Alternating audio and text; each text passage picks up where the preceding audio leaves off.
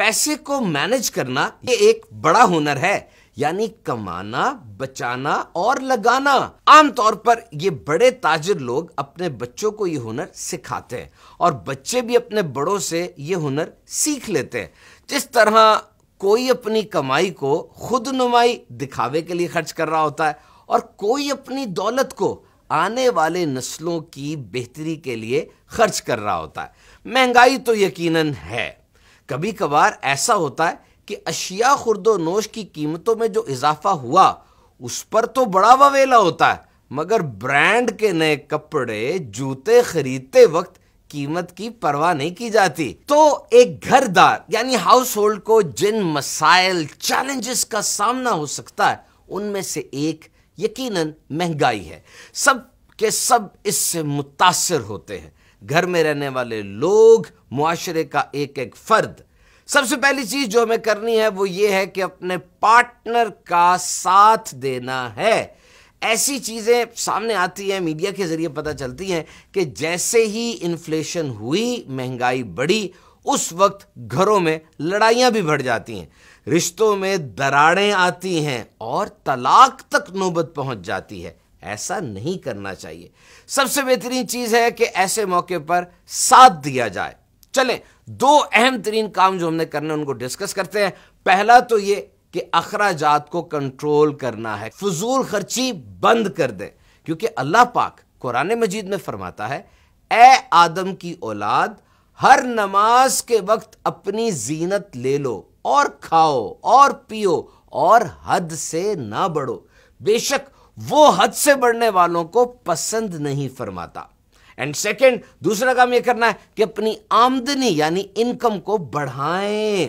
फी जमाना कंप्यूटर्स की सूरत में आईटी की जो फील्ड है वहां ऑनलाइन जायज तरीके से पैसा कमाने का बहुत बड़ा मौका है। It's a very big and vast platform. वक्त का सही इस्तेमाल कीजिए और ऐसे हुनर, ऐसी स्किल्स, मौके तलाश करें जिससे आमदन बढ़ सकती है। So increase your income. अखराजात बहुत से ऐसे हो रहे होते हैं जिनकी जरूरत नहीं। अब देखिए, गली की नुक्कड़ से माचिस की डिबिया लेनी है और इसके लिए गाड़ी या मोटरसाइकिल का इस्तेमाल किया जाएगा, जबकि पैदल चलने के फायदे कितने हैं, किसी से पोशीदा नहीं। इसी तरह घर की बत्तियां बंद करने की आदत डालिए।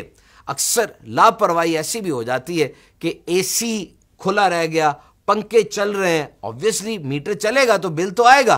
तो ऐसे अखराजात जो कि कंट्रोल किए जा सकते हैं, उसके लिए बेहतर यही है कि घर वाले बैठ जाएं, आपस में एक मीटिंग करें, एक नया प्लान चॉक आउट करें, नया लाहे अमल बनाएं और फिर इसमें एक दूसरे को फॉलो अप दें कि किसने अपनी जिम्मेदारी को कितना निभाया। देखा गया कि फैशन के तब्दील होते साथ ही कपड़े तब्दील हो जाते हैं। अभी कपड़े पुराने नहीं हुए लेकिन चौंके फैशन तब्दील हो गया जनाब, तो मुआशरे में सबको दिखाना भी है, वो कपड़े फेंक दिए गए।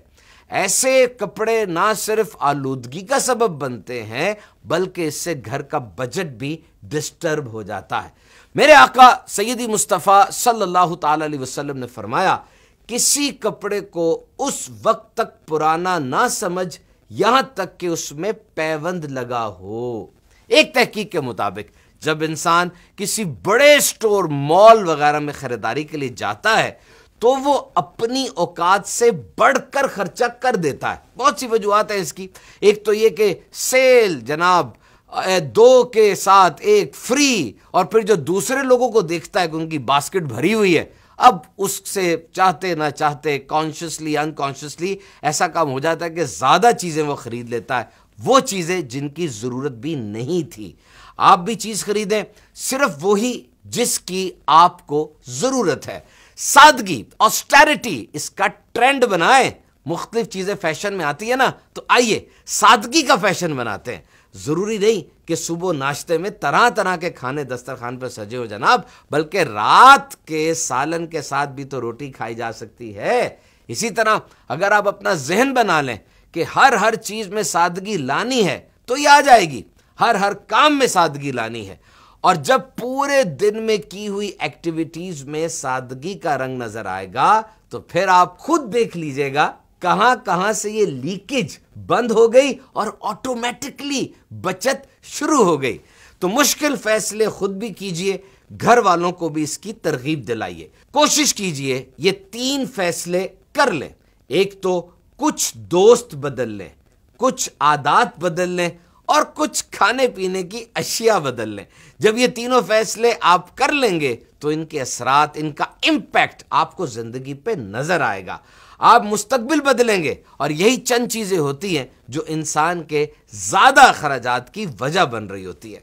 अक्सर हमने ये महंगाई खुद ही जनरेट की होती है। जैसे रमजानुल मुबारक में, ईद के करीब ये ताजिर हजरात की तरफ से ऐसा रवैया होता है और कभी कभार ये महंगाई ये बस से बाहर होती है। इसका जो असर है पूरी दुनिया में महसूस हो रहा होता है। ये क्राइसिस मैनेजमेंट का सीजन होता है। Plan B, plan C, plan D. और इंसान की सलाहियत ऐसी होनी चाहिए कि इंसान क्राइसिस मैनेजमेंट में मुश्किल फैसले करे और आने वाले वक्त के लिए आसानियां पैदा करे। अपनी बात को इस हदीस पाक पे खत्म करूंगा कि उम्मुल मोमिनीन आयशा रदी अल्लाह ताला अन्हा कहती हैं कि रसूलुल्लाह सल्लल्लाहु ताला अलैहि वसल्लम ने मुझसे फरमाया, अगर तुम आखिरत में मुझसे मिलना चाहती हो तो दुनिया से मुसाफिर के सामाने सफर के बराबर हासिल करने पर इक्तिफा करो।